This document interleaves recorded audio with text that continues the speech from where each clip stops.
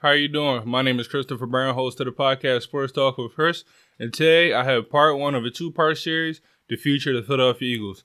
Now, before we can go into the future and talk about next season and, our expectations for next season, we have to talk about last season.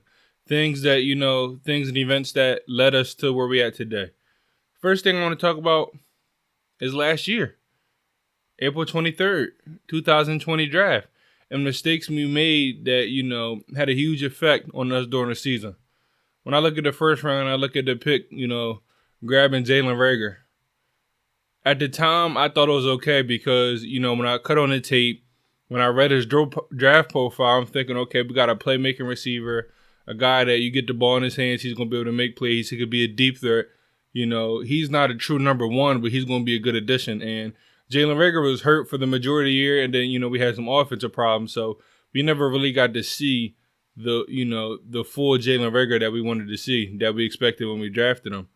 But a guy that we saw his full potential, Justin Jefferson. We saw Justin Jefferson have a top 6 wide receiver season as a rookie. And so when I sit up here and look at Jalen Reagor, a lot of people are texting me saying, man, I know you're regretting that. Even, after like 4 or 5 weeks into the season, I know you're regretting that pick. I don't think Jalen Reagor is a bad player. However, I do think he has a lot of expectations, on him as far as from the fans and I think himself. And also, the Eagles organization, because yet again, we pass up on a wide receiver to draft somebody that we think is at a certain level, and a receiver we passed on ends up being 10 times better. So hopefully Jalen Reagor can figure it out, because I do believe he's a playmaker. I do believe he's an explosive receiver. I do believe he could be a deep threat, but I have to see it to believe it. I think he has huge expectations on him going into the season. I think he has to have minimum 700 yards, at least 5-6 touchdowns. I do think, however, putting him on a punt return, because I remember what he did against Green Bay, have him on that punt team, have him on special teams, I think that's where we're really going to see how explosive this dude really is, because I do think he could be, sort of like the next Deshaun Jackson for us. Not necessarily he's that fast, may not have the career as Deshaun Jackson had, but a guy that's going to be able to keep the defense honest, a guy that can be our playmaker at times where the offense is struggling. I think that's definitely the potential for Jalen Reagor. Then I look at the second round. The fact that we drafted a quarterback. And by drafting a quarterback, it put a lot of question marks on the Eagles. Who drafts a quarterback in the second round when you just paid your starting quarterback franchise QB money? And then you have management coming out saying, oh, well, a backup quarterback is the second most important position to a team. Once they drafted Jalen Hurts, and again, I have no problem with Jalen Hurts. I'm going to be talking about him a lot, on part 2, the future of the Eagles series. However, once we drafted him, I immediately cut the draft off. That's 2 bad picks in a row, 2 questionable picks in a row. But part 2 hurts more because we definitely could have went somewhere, as far as safety, adding another wide receiver, adding a corner, adding a linebacker. We could have did something and draft somebody that was going to have an immediate impact. We drafted Jalen Hurts, and they said, oh, a backup QB is the, second most important position on the team. Well, a backup QB is not expected to see the field. So when we drafted him, the major issues, were running in my mind. Questioning the future, questioning what's going to happen during the season, questioning at least Carson Wentz is going to be on, because if you draft a quarterback in the second round, a lot of people are expecting him to play. That means your starting quarterback has really no room for error. And as we saw this season, especially, December 6th against the Packers, we saw that, no room for error. We saw his last straw. And so you have Jalen Hurts replacing Carson Wentz. And once that happened, a lot of Eagles fans kind of, wrote off Carson Wentz. As soon as he got benched, they said, oh, he's done. He's going to get traded. And I was shocked when he got benched. I was shocked for a moment. Then I thought to myself, they're really going to bench him. That means he's traded. Because if he was their guy, they would have stuck with him. Because we didn't have no Super Bowl dreams. They would have stuck with him. They'd have got past it. But once they once they benched Carson Wentz, I had a feeling he was going to be traded. I tried to keep out hope. You go on my social media, I have my hot take saying, oh, the Vikings are going to trade for Hurts and all these other teams are going to trade for Hurts and we're going to keep Wentz. But in the back of my mind, I knew Wentz was going to be the guy being traded. And it sucked, because this is a guy that had, incredible seasons when he was with Philadelphia. Incredible seasons. Everybody wants to bring up, the MVP, year where he, was on pace to win MVP. I think like 30 plus touchdowns, less than 6 interceptions, over 3,300 yards, and he still had a couple games to go. We were, I think, the best record in the NFL, best team in the NFC. We were dominating. We won the Super Bowl, obviously. We weren't getting there without Carson Wentz, but when I look at, how he played, I look back at that 2019 season where most of our, receivers were hurt. We had practice squad receivers coming on, and he was still able to take us into the playoffs with a whole bunch of practice squad wide receivers. To me, that's the type of quarterback Carson Wentz is. He's able, to do above and beyond. He's able to lead a team. He's able to, be a true leader and be a very good quarterback. So at the end of the day, he's not an Eagle no more. And I'm going to talk about that. But once he got benched, like I said, I tried to keep out hope. But in the back of my mind, I knew he was going to get traded. January 3rd, another event that, led us to where we are today. Management decided to sit Jalen Hurts. And the reason why I say management decided to sit him, because there's no way that Doug Peterson was going to be able to make that call on his own. He had to get the okay. Or the call had to be passed down to him. Because the coaches, the players, their job is not to worry about next year. Their job is not to worry about what draft pick can the Eagles get. Their job is to worry about the football game that is that week, the football game that they're currently playing. They're not thinking about next year's draft. They're not thinking about what team moves has to be made. Their mind is on a football game. And so when we, pulled out Jalen Hurts, when we brought in Sunshine, that's what I call him. When we brought in Sunshine, we pulled out Jalen Hurts, and, we did it to get that number 6 pick. A lot of people were like, oh, Doug Peterson. I've been saying the management. You can't do that as a head coach unless you're getting the okay or unless you're getting that call from management. Because his job is to win football games. So he's not pulling Jalen Hurts because that's another L on his record. So, everybody wanted to blame Doug Peterson for that. It's funny. I definitely think management had a huge, hand in that. But then after that, you have January 11th. Doug Peterson is fired. You have Schwartz resigning. Now, me and my friend were talking about as soon as the season ended, what's the order the Eagles are going to be, firing guys, releasing guys, trading guys. And, for me, I had Doug second. I had Howie Roseman first. I'm going to talk about him a little bit later, but I had Doug second. Why? Because to me, Doug had an off year. Not even off. He had a terrible year. And I understand, the success he had in Philly, 5 seasons, went to the playoffs, 3 times in a row. He won a Super Bowl, did a lot, with maybe not the most talented team. However, when I look at this season and the fact that, he was the OC, he was calling plays, and all the games that he cost us, we could have easily, with this hurt roster, with 14 different starter offensive line units in 16 games, which is a record, but nobody wants to talk about it. But with all those injuries, all these missing players, we still could have made the playoffs. I look at, where I want to start out, week 3 against the Bengals, where he decides to settle for a tie, instead of trying to go win the game. That rubbed me the wrong way. Then I look at, the Ravens, week 6, we could have won that game. I know they're blowing us out from the beginning, but we were stopping the run. We only lost because how slow the offense started, and then we were coming back, scoring touchdowns in the fourth quarter. He's calling these terrible 2-point conversion, plays. So that's a game he cost us. I look at the Giants, week 10. That's a game he cost us. Carson Wentz decided to stay in the game plan and not play superhero, and the game plan was so bad because all his offensive route schemes, offensive passing schemes, terrible.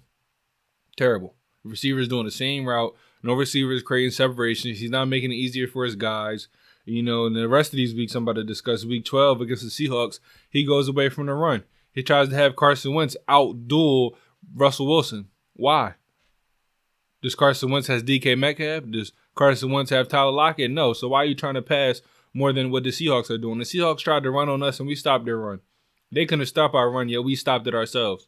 And so when I look at Doug Peterson play calling over the season, it was very inconsistent. At times, he was definitely calling the wrong plays, going against the run when he should have stayed with the run. I look at, week 16 against the Cowboys. This really rubbed me the wrong way. They went on a 34-3 run.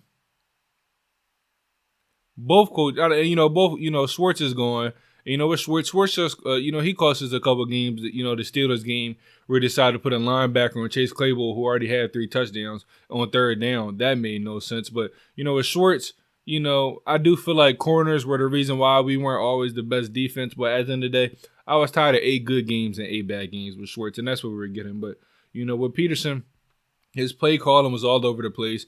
1 minute he wants to have him throw 50 times. Then he tries to establish the run, then goes away with it like he did against the Browns. I mean, the first couple of drives, especially that first drive, we're establishing a run, we're doing our thing, we're moving the ball down the field. One bad play happens, then he just wants to throw. At the end of the day, look at the offensive line. 14 different offensive line units in 16 games. Yet this guy Doug Peterson continues, calling passing plays on all 3 downs: first down, second down, third down, and it's 3 out. He never switched it up. He was never consistent. I feel like most of the games he always called the wrong call.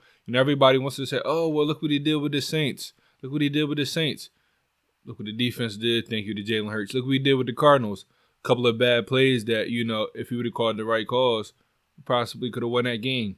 I can go down a list of every single game, week 1 through week 17, and I already named about 5 to 6 games that his coaching alone, you can see if you watch back how his bad play calling cost us the game. And like I said, with Jim Schwartz, this guy is just very inconsistent. 8 good games, 8 bad games.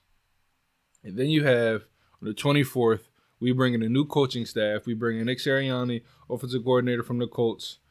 And with him, I mean, when you look at the Colts last year, and I'm going to touch a lot more on this coaching staff, part 2, of this series, but when I look at what he did with the Colts last year, I mean, they were a top 10 offense. They established a run, and they had a very good passing game with an aging, Phillip Rivers. We're bringing him this year, right now, we're expecting Jalen Hurts to be the starting quarterback. I think, with a guy, that's that skilled, that is also mobile, that opens up the playbook. But like I said, they were top 10 running, team last year. They were top 10 passing team last year. They were top 10 offense. And so bringing a guy that had that much success with his offense over here to the Eagles offense that is struggling, but we have a lot of guys that, are very, very talented, I definitely think he can make a change. And then our OC, former OC of the Los Angeles Chargers, when I look at them as well, they were a very good offense. People might not know it, but Justin Herbert had a top 10 quarterback year. Their running game was definitely above average, more consistent than ours. So when I look at the new coaching staff and how their mind works offensively, I definitely think it's something right for the Eagles because, there's games where we can rely on the pass and there's going to be times where we can rely on the run. And I feel like with the new coaching staff, they're going to, their mindset is going to be, okay, let's establish the run. And if it's working, we're not going to go away with it because that's a lot of things that Doug Peterson did. The running game will be working, but for some reason he'd go away with it.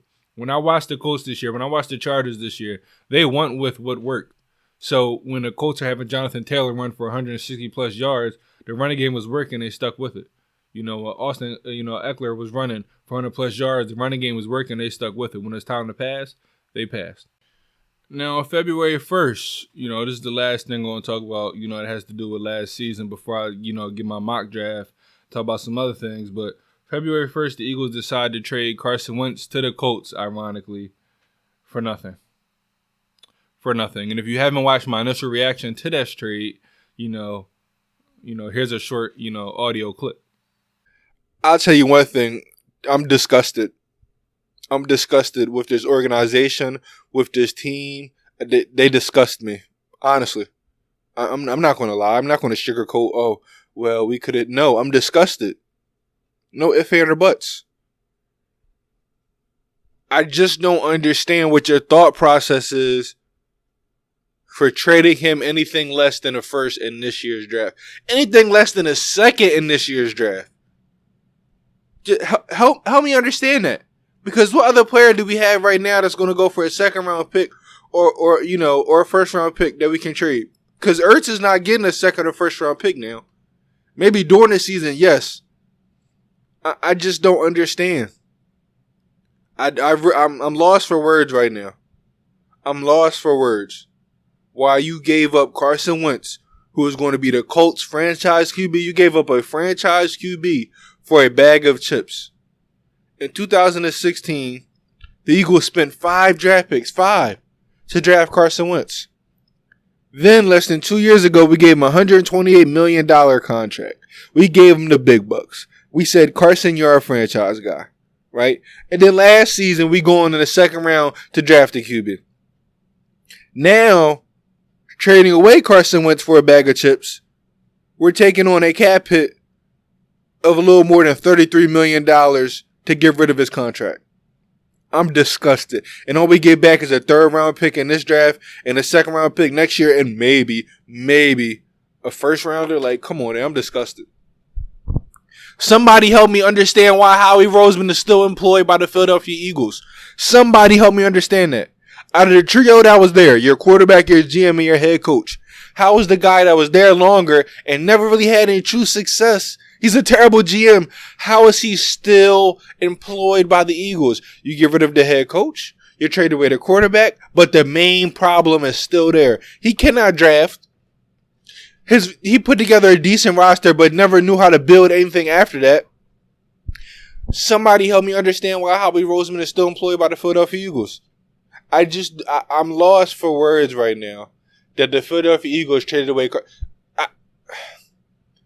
I'm not surprised at this point we traded away Wentz, okay? Now, when I first, heard this trade, I was, shocked because I still had faith a little bit that he was going to be the starting quarterback. And I was also shocked what we traded him for. No first-round picks. That was shocking. Third-round pick. That was shocking. And I guess this second-round pick, next year can turn into a first-round pick, which we hope, which I expect because how good, the Colts are and how I think he's going to play over there. But still, I wish a regular first-round pick would have been involved, However, I guess it's time for a rebuild. I do think Carson Wentz could have been a quarterback for the future, but at the end of the day, what can I do? Jalen Hurts is not a quarterback for the future, and we have to build right by him. We have to do right by him. But that starts in the draft. So now I'm going to talk about, my mock draft, what I think the Eagles should do, this year. The draft, is a couple hours away. And I posted my full mock draft on social media. I did some mock draft simulators as well on PFF. That is all on my social medias. Link down below. Here's an example of one of them that I did.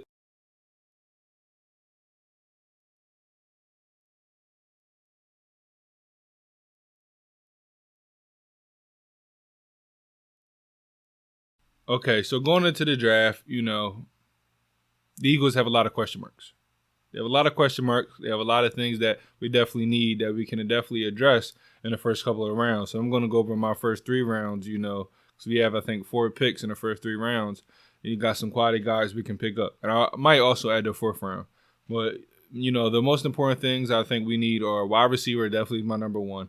Corner is my number 2. Linebacker, number 3. And then depth overall is number 4. That's depth at the offensive line, depth at defensive line, depth at safety. I definitely think we need to address those and get some young guys into the mix because we're at a stage where we have a lot of old guys getting paid a lot of money and their performances are hit or miss.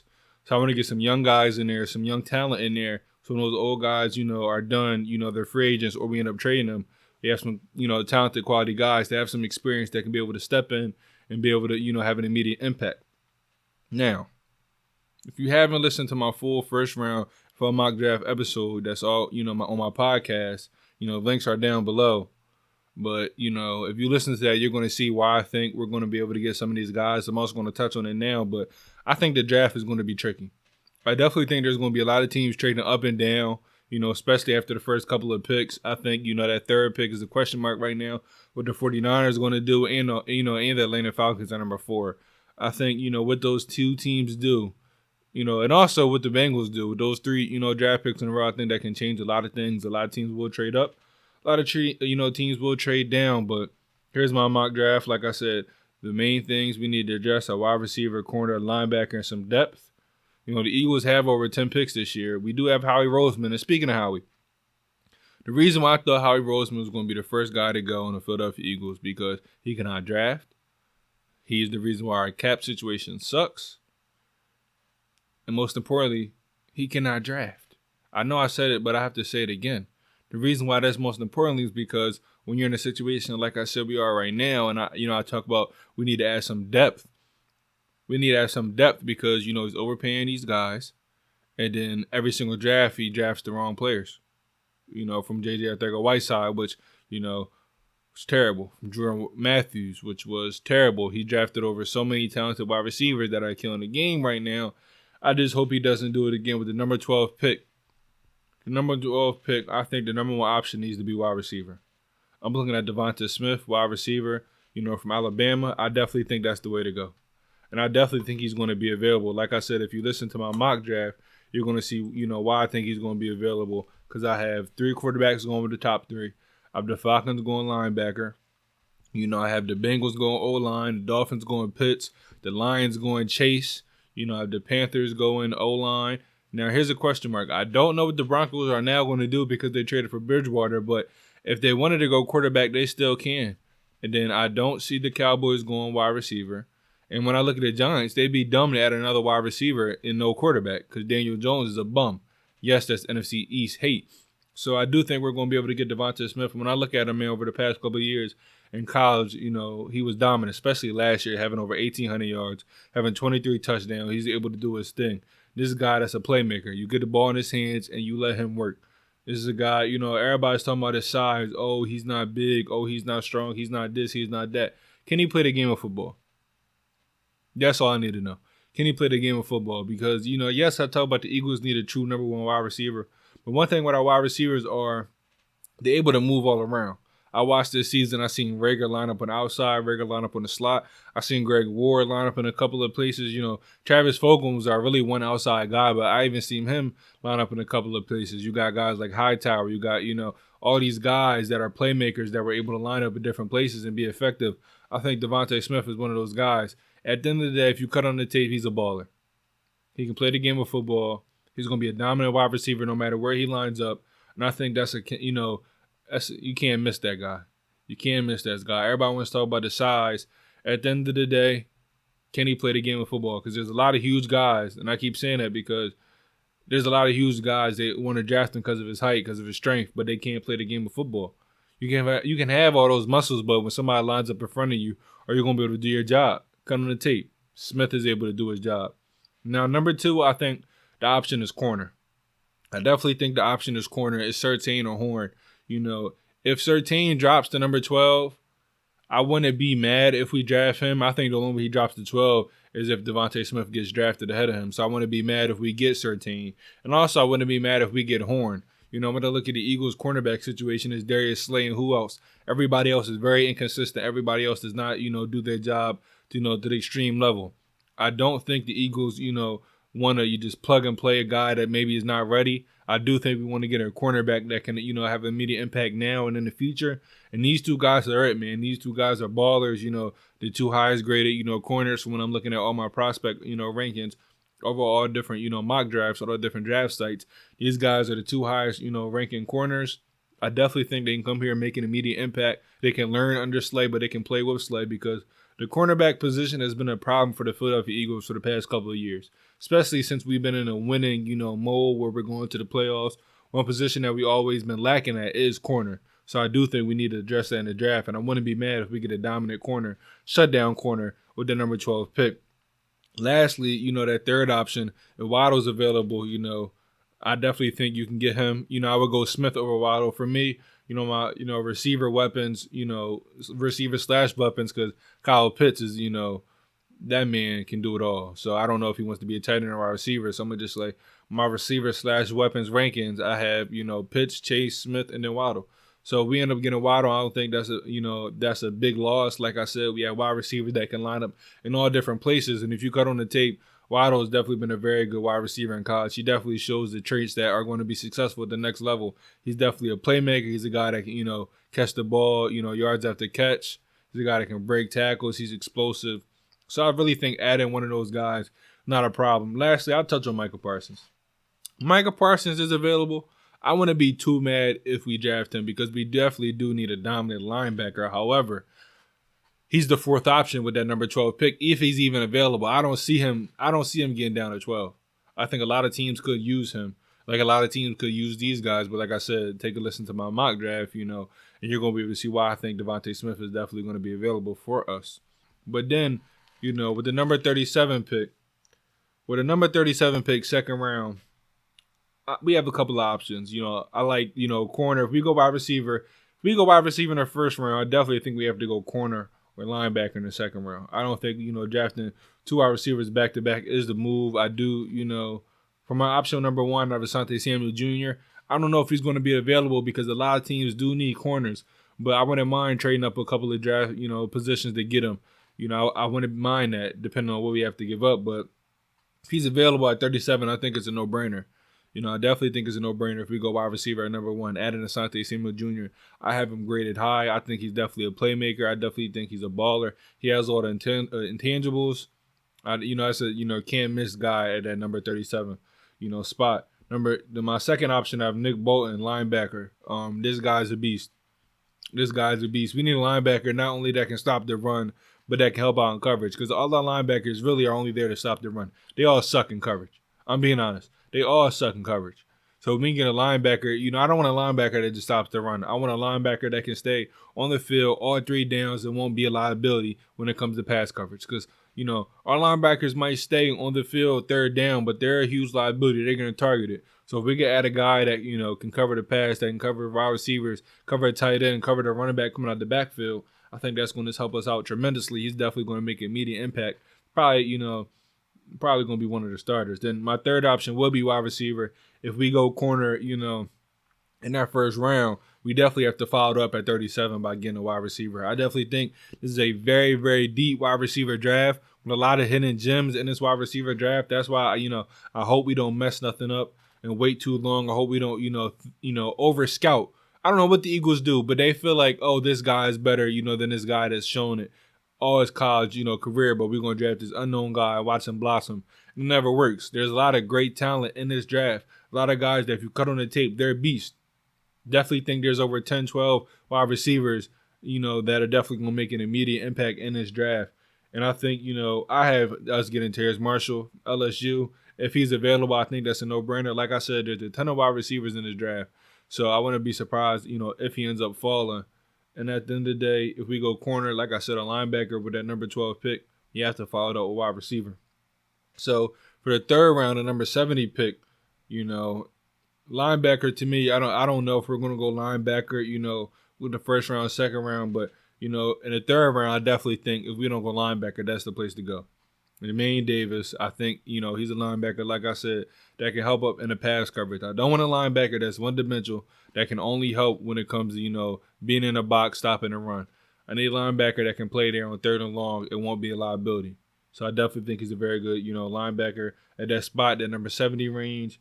I got Jamar Johnson, safety, with the number 2 option from Indiana. I think this dude is a beast. While McLeod getting hurt, we're bringing in Harris, who's a little overage. I think we need some depth at that, safety position. We have some young guys, but, I wouldn't be mad if we rotate them. If guys, they all get their playing time because, like I said, Harris is getting older, McLeod's getting older, and he's coming off an injury. And like I said earlier, with that depth position, that's one of those positions that, we definitely do need to add depth. Then lastly, I wouldn't mind getting another corner. Eric Stokes, this guy, blazing speed. He has the athleticism. He has the body. You cut on the tape, he's there. He is raw. This dude can be a beast in the NFL. And if he's available at the number 70 pick, I think that's a no-brainer. I think we go ahead and grab him. I wouldn't mind if we go 2 corners in the second round pick, in the third round pick. I wouldn't mind that because that's a position that's been trashed for years when it comes to Philadelphia Eagles. The drafting to get better has been trashed. The guys we drafted never panned out, and I think these guys are 2 for sure locks that's going to have immediate impact. Then with the number 84 pick, because we have 2 third-round picks in this draft, option number 1 is defensive end when it comes to depth. I don't think we need to go defensive end anything higher than that in our second round, our first round, or I'm going to lose my mind. So option number 1 for me, third round, I'm going defensive end, Cameron Sample. I think this dude has the intangibles, like I said. Before with a lot of these guys, I cut on the tape, I do my research. These guys can play the game of football. These guys have done it on the college level. These guys were consistent, and they got better every single year at the college level, and I definitely think he's a guy that can come in, he can rotate, he can learn from a lot of the veterans, and then, soon one day, because Fletcher Cox only getting older, Hargrave, BG, they're only getting older.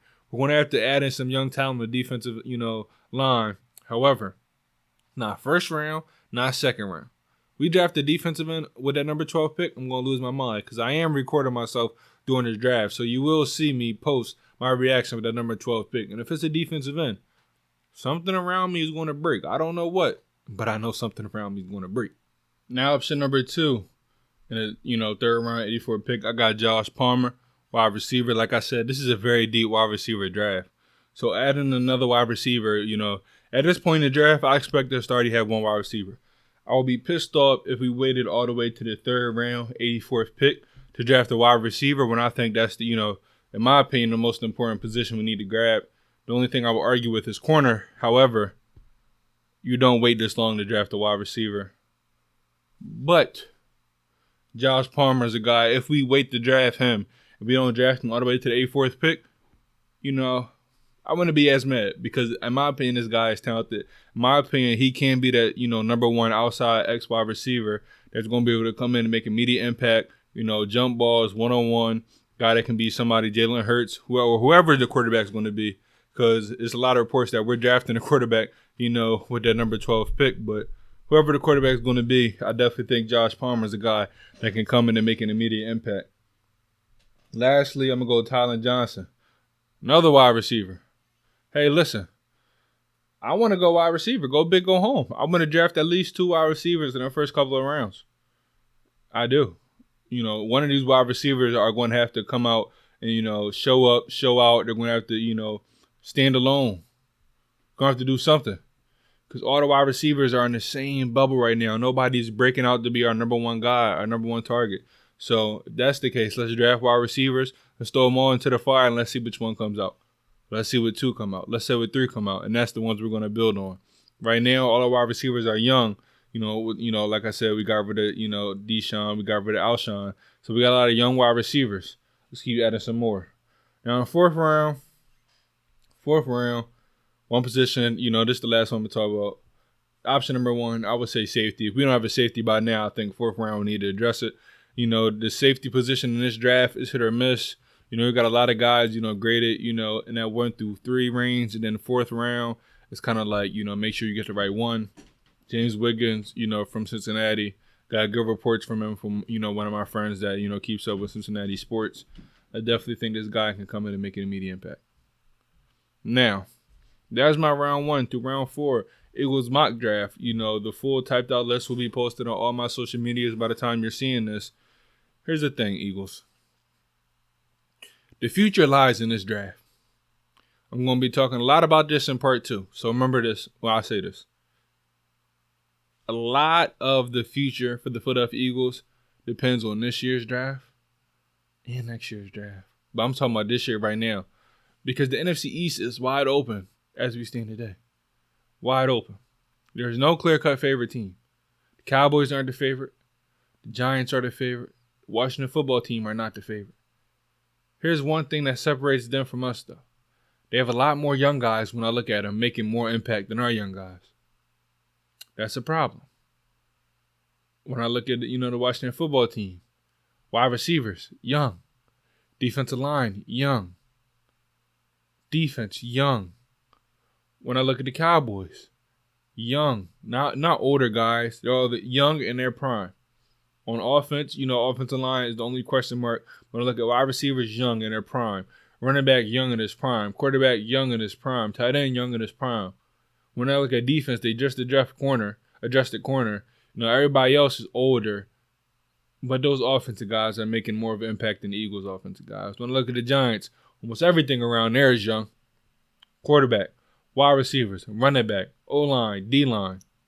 Just got a lot of young guys making a huge impact.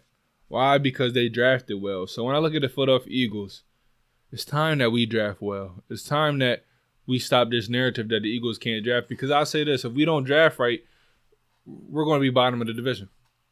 We're going to be bottom of the division. We need guys to come in and make an immediate impact, and we need some depth.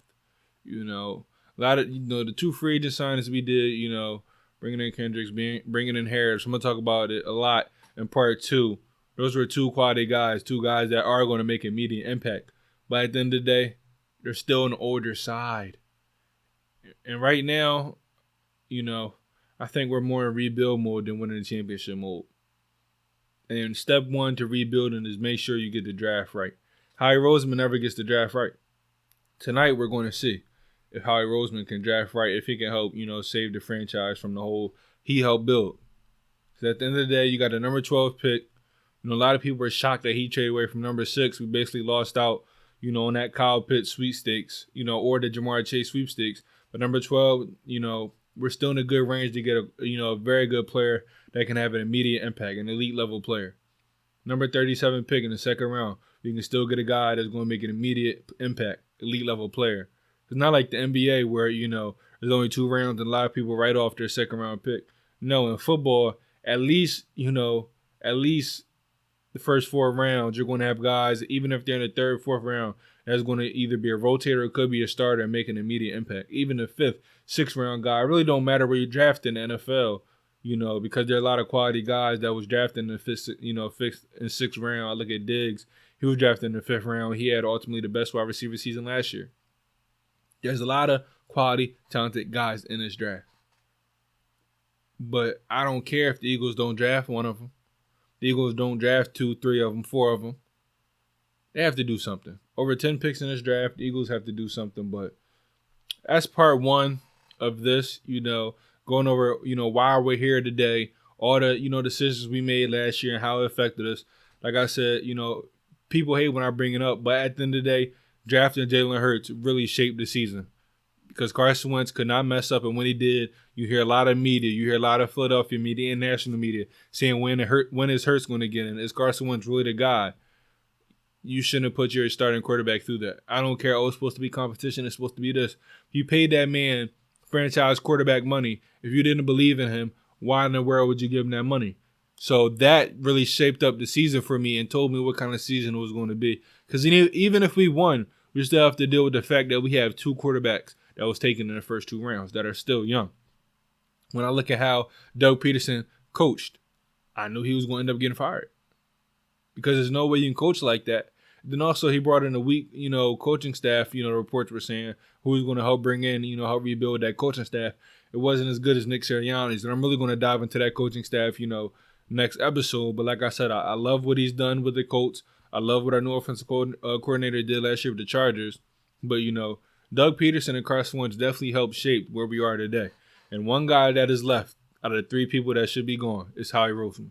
Like I said, Howie Roseman for me was number 1. It was number 1 Howie, number 2 Doug, number 3 Carson. Somehow Howie Roseman was able to, stay safe through all this. But I'll tell you what, if Howie doesn't do well in this draft, for me, it's nothing. He should be fired right after the draft.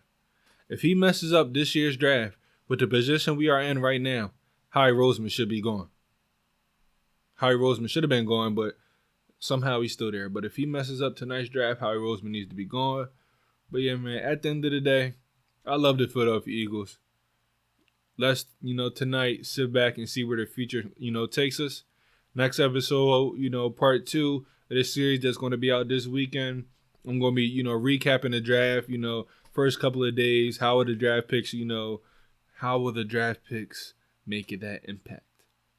How were the draft picks? I'm going to grade the draft picks. Don't be surprised if Zach Ertz is traded. I think he's going to be traded there tomorrow. So I'm definitely going to talk about his, if he's traded, I'm going to be talking about that. Or if he's still here, I'm still going to be talking about that as well. I'm going to be talking about the season, what I expect, next season, looking at the schedule, breaking that down. Talking about the coaching staff a little bit more. Talking about the players' expectations. Talk about the offseason moves we made. But that's a wrap for this episode. Thank you all for tuning in. More content is coming soon. Make sure you follow me, down low. Down in the description, you're going to see all my social medias that I'm on, Instagram, Facebook, Twitter. But that's a wrap. See you later. Peace.